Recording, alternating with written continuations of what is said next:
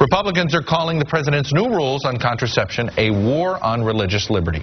And some Democrats are now switching sides, trying to force the administration to reverse or find a compromise to its decision. But the White House publicly isn't budging.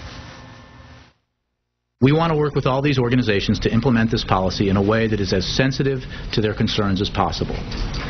But let's be clear. We are committed, the President is committed to ensuring that women have access to contraception without paying any extra costs, no matter where they work. Florida Republican Senator Marco Rubio and West Virginia Democratic Senator Joe Manchin are introducing a bill today that would allow organizations to opt out of this new mandate, and both of them join me now. All right, Senator Rubio, let me start with you. What does this bill, what are the limits? Yeah. And what are the exemptions? Well, it's pretty straightforward. It deals right at the core of what this decision is about. What it basically says is that if there's a religiously affiliated organization and the religion they're affiliated with specifically teaches that something like this, like contraception, is wrong, the federal government shouldn't have the power to go in and require them to have to pay for it. By the way, I believe that protection already exists in the Constitution, but the reason why we need this legislation is because the HHS and the White House has decided that it doesn't apply. So, you know, my hope is we didn't need the legislation. My hope is the White House would proactively follow the advice of Vice President Biden and do it on their own, but it doesn't sound like they're headed there right now. Will you have an exemption? There's some birth control that is prescribed for health reasons, not for contraception, but for other health reasons. Will there be an exemption for that? Well, right now the bill, I'm not sure it contemplates that, but I think those kinds of things can be worked out. The bottom line is that what we really want to get at here is whether the federal government should be able to mandate that a religiously affiliated organization has to pay for something that they teach is wrong. Well, I guess we got to define the mandate. Now, Senator Manchin, you're a co-sponsor on this. You're introducing this bill. In your state of West Virginia, you have an exemption, and correct me if I'm wrong, but it's my understanding that religious groups can opt out, and if they do the exemption, then it means they have to tell the employee, the health insurer has to provide them with an opportunity to buy a rider to get coverage of that. Is that going to be part of this bill? Chuck, it should be. You know, I've tried everything possible. I was on the conference call with the White House on December 3rd, urging them not to do this. I thought it was wrong, an infringement of the religious rights that we have in the Constitution. They went ahead and did it anyway, made that decision. I wrote a letter and sent a letter to the President on February the 3rd. Asking them to repeal it, reconsider their situation. In West Virginia, you're right, we're one of 28 states, but we put I thought, a responsible and a reasonable exemption on that for the religious beliefs, and we've not had any pushback. I've not had one constituent call me. I haven't had one religious organization call.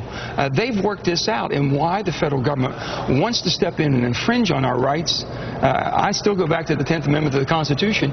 The states have some rights also in this, Chuck, and we just keep overreaching, and it's wrong. Senator Rubio, are you okay with that exemption in West Virginia? If that were the federal exemption, if that's what, you know, there is some, it's my understanding that when the rule is actually announced by HHS, there will be some contemplation here of potential exemptions if it at least finds a way to provide employees at religious affiliated institutions with the opportunity to get contraception. Yeah, but look, but this is not even about contraception for me. I mean, ultimately, and that's what people want it focused, but this is about whether the religiously affiliated organization should be required to pay for something. What you're describing is something different. The bottom line is I'm not asking that contraception be banned. And by the way, if a religiously affiliated organization decides we're going to ignore the teachings of our faith and provide it anyway, they can do that. And people, if they want internally to advocate for that in that church or in that religious affiliation, they can do that. That's up to them. We're not asking them to prevent them from doing these things. All I'm asking and all I'm arguing is the federal government should not have the power to come in and say to a religiously affiliated organization, you must pay for something that your religion teaches is wrong. Because if they can do that, they can do a lot of things. Chuck, the thing that we're talking about, usually you have an uprising, you have people calling their legislator and said, listen, we have a problem in our state. We're one of the 28 states. We never had a problem. We had an exemption for religious organizations and anyone who had a moral belief that this was something they didn't believe in. We want that to continue. That's all we've asked for. We've got so many problems here in Washington. We've got basically our challenges with our debt and our deficit. We have energy challenges, so many challenges, and this has brought a problem that was unneeded and unnecessary. We're hoping they repeal it, see the errors of their way. As Marco said, we hoped that we didn't have to do legislation. I've tried everything possible to avoid legislation, but we need the legislation now to send basically and put it in correct the inefficiencies of what's going on. You invoke the 10th Amendment, Senator Manchin, but I guess what I'm asking, you don't think that your exemption in West Virginia, you would not want that to be the model of the federal of a federal exemption here, if that is sort of over this next one-year grace period where they try to figure out how to implement this? You wouldn't want that to be the model? The grace period, I'm not sure if the grace period is trying to work something out or just a tactic or a delay. I just think to repeal what you have. If you want to use this, adopt this. Our legislation has worked perfectly. We give exemptions for religious convictions. And that's all we've said. If there's a religious conviction that says that we're not going to offer that, they don't. But we haven't had any pushback whatsoever. I've not had any phone calls from constituents that are working in religious organizations or hospitals saying I'm not being offered this or I have no access. So I don't know why we made a problem out of something that wasn't a problem. Senator Rubio, there's a larger question here, right, which is what is the line of the federal government and for instance, vaccinations sometimes come up, right? You have the federal government has a mandate to, if there's a vaccine, to protect the populace at large, but there are some religions who don't believe in that. And yet if they go to public schools, they could be exposing, if they don't get a certain vaccination. I guess what I'm asking, what is the line here? Well, that's a more interesting constitutional question, and I mean that's a much broader interview, and they pose these sorts of dilemmas. But you're asking me about something that's completely different. I mean, a vaccination, you have some sort of contagious disease, you can make all the other kids sick. You can't get, you can't spread a pregnancy, which is the issue what we're talking about here. I mean, the fundamental issue here is very, very simple, and I know that we want to look at the political parameters of it. I get that. I really am not looking at the politics of this. It's a very simple, straightforward concept.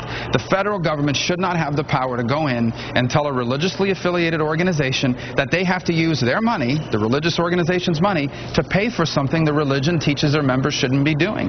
Does that mean the individual members of religion can't do it? Of course not. Does that mean the affiliated organization can't decide to do it anyway? Of course not. But should they be required by the power of the federal government? I think that's a violation of the religious rights that every American and every organization in America has under the First Amendment. Chuck, I guess what I'm going to ask you, Senator Manchin, what do you tell the employee at a religiously affiliated hospital that wants contraception coverage? What do you tell them to do? No, I would say that basically they would talk to their administrator, and if there's something they can work out locally or work out internally, they would. We have not had a complaint on this, Chuck. I would tell you, if we were inundated with people who says, well, I wanted it and couldn't get it, or something impeded me from having access to it. We've not had that problem in our state, and people that are working in these institutions. These organizations do a tremendous amount of good in our state and all over this country.